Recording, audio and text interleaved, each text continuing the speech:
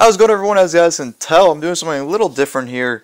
First off, I'm doing a commentary-like video, which I have not done in a very, very long time. So this is a first time in quite a long time. And secondly, I'll be reviewing a film for, I want to say, maybe, I have no idea. I reviewed maybe like one or two films in the past, but that was like way long ago. But, yeah, so it's pretty much two firsts for quite a long time. And of course, the movie I'll be reviewing is the brand new WWE Studios release of 12 Rounds 3, Lockdown, starring Dean Ambrose. This was a highly anticipated film. I think when most people heard about it last year, I think June or July it was announced. And of course, Ambrose took the rest of August after SummerSlam off up until Night of Champions. Around this time when he came back. So he's gone about a month last year around this time filming it, and it was just released this past Friday. I was able to get a chance to view the movie and watch it and whatnot, and I'm here to give you guys my my thoughts and review, and hopefully I can keep it short and simple because I don't want this to run over a long period of time. But however, knowing me, it probably will be a long review because that's always the case with me. For some reason, I want it to be short, but it'll be long. Just like right now, I'm just wasting time talking about what I'm going to talk about in my review. So yeah, I'll stop wasting time now and get into it. Of course, in this film, if you've seen the trailer, you pretty much know what this movie's about. Ambrose is coming back, or his character, John Shaw, is coming back to the precinct where he works at. His ex-partner, Burke, is pretty much a good cop turned bad, and Shaw finds out, and you know the police precinct is under lockdown. When they find out, he knows, and they try to pretty much kill him. That's pretty much the plot of the movie. Overall thoughts on it real quick was, I thought it was good for what it was.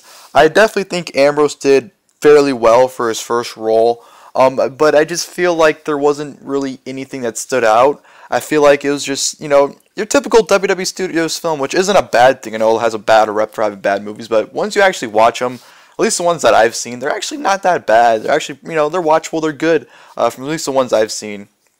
But it's just good here. The first, like, 5 to 10 minutes is pretty much just, you know, little nonsensical story building up, but the rest of it is just straight up action, which I don't mind. No, I know it's an action movie, but if it's just all action, what's there to hook me into it? What's there to give me a reason to really care about what's going on besides just the action?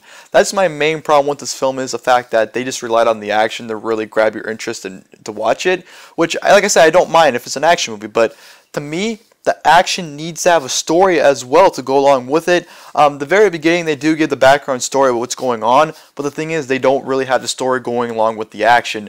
To me, you need to have the story progress as the action goes, or else what does the action mean? That's my big gripe with this thing. My movie is. This is probably my main motivation in making this review, honestly, is the fact that you can't just have straight action. You need to have that story to go with the action, or else what's the point of watching it? What's the point of going? I mean, anyone can watch a good action movie. You know, good action can come easily, but you need to have that story to really generate the interest and just to really grab that appeal. At least to me, that was just my main gripe, the fact that there was no real big story.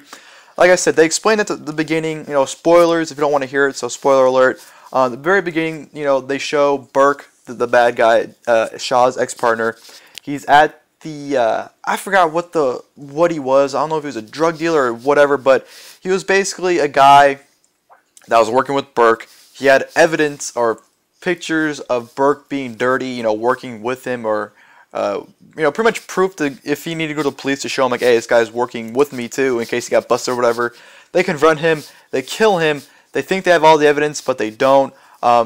Shaw returns to the police precinct after being gone for 7 months after a shooting. He just got cleared, so he returned to work for the first day. He's trying to adjust to the police life. Somehow he gets a feeling that Burke is dirty. Don't know how he got this feeling. He's just on the computer, and he's just like, you know, putting two and two together, and just all of a sudden got this feeling about Burke. Evidence got brought into where it was a fake credit card that's actually a flash drive. Shaw goes to recover it from evidence, puts in the flash drive in the computer, and, you know, comes to the conclusion Burke's dirty. Burke finds out. They hit the alarm. The police precinct evacuates besides Burke and his men and Shaw, so they're in lockdown in the building, and they're just pretty much trying to kill Shaw throughout the entire movie, which, like I said, they gave right the story at the very beginning, and then the rest was just action. to me, they should have progressed the story. Like, there were little times in the movie where, like, they mentioned, like, the background between Shaw and Burke, but they really didn't go in depth. They just talked about how they're old partners and see eye to eye, so that was their big problem. I wish they would have put more story into it. That's, like, really a big thing. Like, it's like a wrestling match. Like, you can have a big story before it, but the story needs to be told throughout it in order to really get to really make it great. And that's what I lacked here, just the story progressing throughout the action. That's my best comparison, you know, to a big match. You're watching a big story. When the match happens, the story needs to be told throughout the match, not just a match. You need to have the story as well to really have it make sense. And that was a big gripe with this. They just didn't have the story. That's just my main gripe. I know I said it pretty much a lot throughout this entire video. That's my main gripe, but that was my main problem. I just really didn't like that about this film. And another thing was predictability. Ambrose's or Shaw's Captain Matthews girl, they make it so obvious, spoiler alert, that she's with Burke too. When the movie happens, when they're on lockdown, they have the SWAT come in, they have a guy who's trying to negotiate, and you know, they're calling Burke, and Burke's saying, by the way, big thing that made me scratch my head is the fact that it's a police precinct. You have a guy in there. Burke made it seem like Shaw's on a killing spree, killing everyone in sight. The SWAT team's outside the police precinct. There's one killer, and they don't send anyone. He doesn't have anyone captive. He doesn't have anyone, you know, hostage. He's just going around killing everyone, and they don't send anyone in there to stop him. That made no sense to me. I thought that was really stupid of them to do in the film. But another thing, go back to the Matthews thing.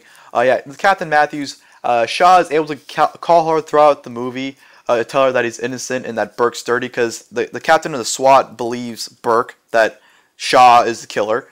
He calls Matthews, tells Matthews his truth, but Matthews does not tell the SWAT captain that Shaw knows Burke's dirty and that he's innocent. Gee, I wonder what that can mean. That leads into the end of the movie where Matthew reveals, oh, I'm working with Burke too, which is a big shocker, because throughout the movie, Shaw is telling you you're innocent, yet you refuse to tell the captain of the SWAT that he's innocent and tell him the story so they can go after Burke instead. I thought that was another dumb thing, that they just made it way obvious that, like, okay, you're making it way obvious that she's working with Burke too. And I didn't like the ending too. The ending was just kind of like, because Burke ended up killing her, and then, you know, Shaw ended up proving he was innocent, and Burke got arrested or whatever. But just, you know, it's a good action film. I enjoyed it. I mean, there were some cheesy edits. Like, there's one part in the movie, spoiler alert, where one of Burke's men gets blown up because Shaw pulls his grenade on his chest and blows up, and like, it's such cheesy editing. The grenade blows up and the guy evaporates. Like, no blood, guts spilling everywhere. He just evaporates. I thought that was the dumbest thing. But yeah, that's just my thoughts on it. I didn't really want to make this video, but I really just wanted to get this out there, my thoughts on it, and just my main gripe about it. 12 Rounds 3, Lockdown, I almost said Reloaded because that's the title of the second one. Overall, for what it was, I mean, it's good. I think Ambrose did well for his first film. There were kind of some scenes where it's kind of like, you definitely tell he wasn't really, you know, didn't know how to really act that well because it's his first time. So I give him a slide, but there's just a few scenes where you can tell, like, yeah, he's definitely new to this. But for the most part, he did a good job. I definitely believed his character, and I definitely believed that he fit in that role very well. But like I said, just, you know, for the most part, just the story was just the main thing that wasn't there. But the action was good. It wasn't on your edge of the seat suspenseful action, but it was good for what it was. And I enjoyed it. But yeah, that was my review for 12 Rounds 3 Lockdown. Hope you guys enjoyed the video. And until next time, I'll see you guys later.